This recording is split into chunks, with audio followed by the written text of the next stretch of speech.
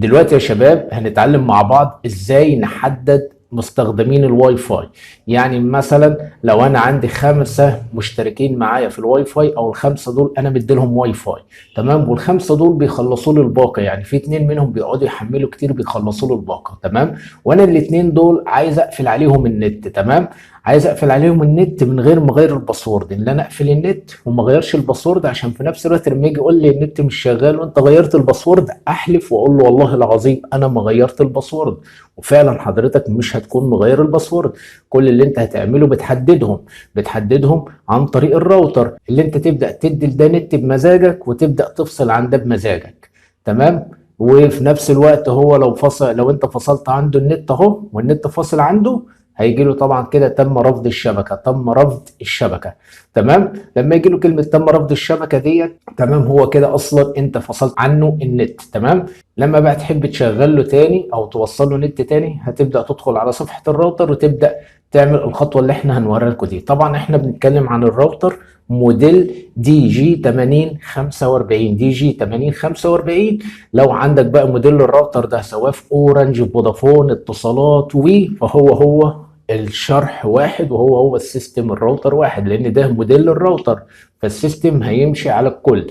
ما بتفرقش بقى بين شركة اورنج، فودافون، اتصالات، والكلام ده كله ما بتفرقش طالما موديل الراوتر واحد، تمام. طالما موديل الراوتر واحد دي جي 8045. يلا بينا على الشرح العملي ونبدأ نعرف مع بعض هنعمل تحديد المستخدمين الواي فاي ازاي. اول حاجة تبدأ تفتح فوق كده في شريط البحث، تمام. بعد كده هنبدأ نكتب اتش تي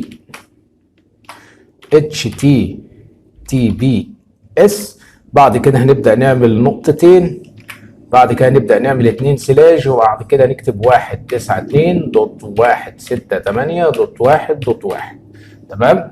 بعد كده هنقول انتر، هيبدأ يفتح معانا صفحة الراوتر بالشكل ده. بعد كده تمسك الراوتر بتاعك وتقلبه في الظهر كده، هتلاقي حاجة اسمها يوزر نيم وباسورد. اكتب اليوزر نيم والباسورد اللي هم في ظهر الراوتر، هنكتبهم ونرجع مع بعض تاني.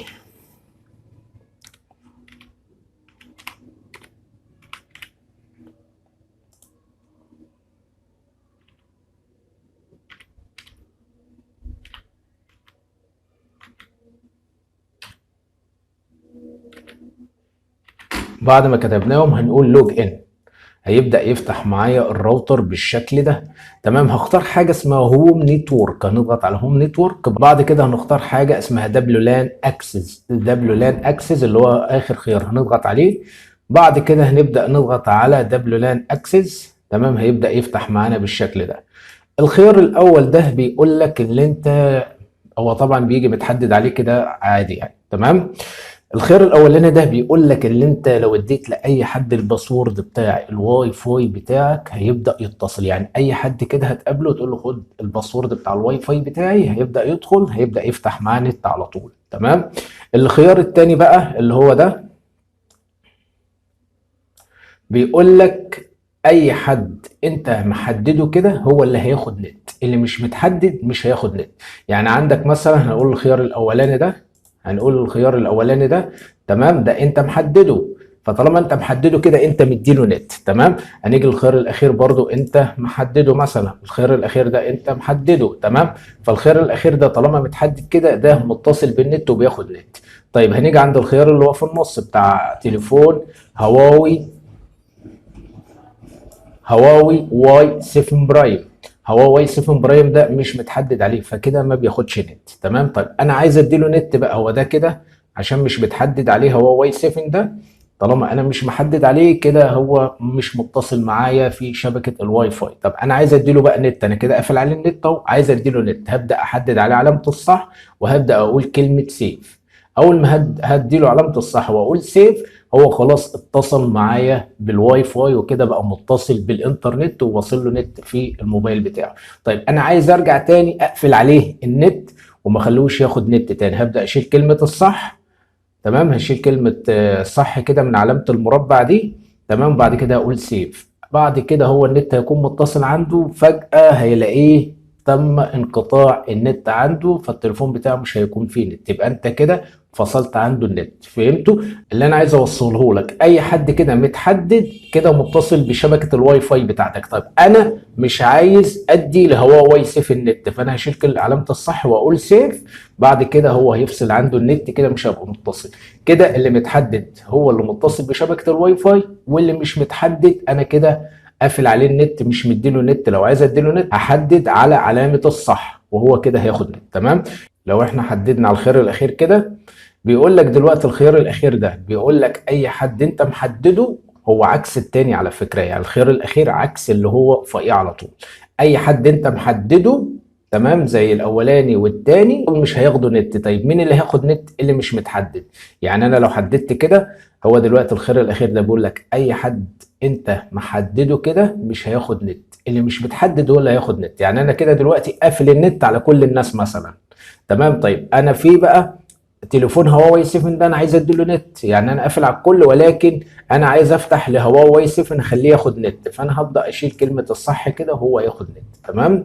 يعني كده دلوقتي بكرر كلامي تاني، اي حد انت محدده، يعني ده متحدد وده متحدد، يبقى دول مش هياخدوا نت خالص. طب مين اللي هياخد نت؟ اللي هياخد نت اللي هو ايه؟ هواوي 7 عشان مش متحدد. تمام. اشرحها كده بسرعه تاني في البدايه. اول حاجه يا جماعه، اول حاجه اي حد معاه الباسورد هيقدر يتصل بشبكة الواي فاي. تمام.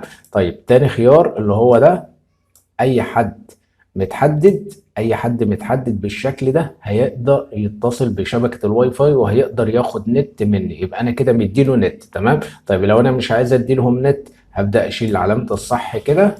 تمام.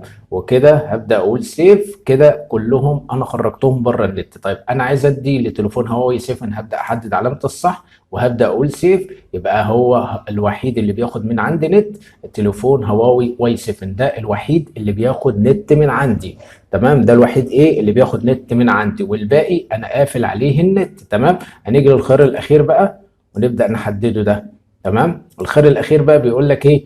اي حد انت محدده مش هياخد نت، يعني بتاع الديسك توب ده هياخد نت، والاولاني هياخد نت، ولكن هواوي 7 مش هياخد نت عشان انا محدده ان هو ما ياخدش نت. تمام. ومجرد اللي انت هتدوس كلمة سيف خلاص، فانت بالتالي كده الاولاني هياخد نت، والتاني هواوي 7 مش هياخد نت، انا قافل عليه النت كده عشان محدده بعلامة الصح مش هياخد نت، والتالت اللي هو معلوش علامة صح ده هيبدأ ياخد نت. تمام. ده كان شرحنا النهارده. لو عجبك الفيديو لا تنسى الاشتراك في القناة وفعل الجرس على الكل. اشوفك في فيديو جديد. سلام عليكم.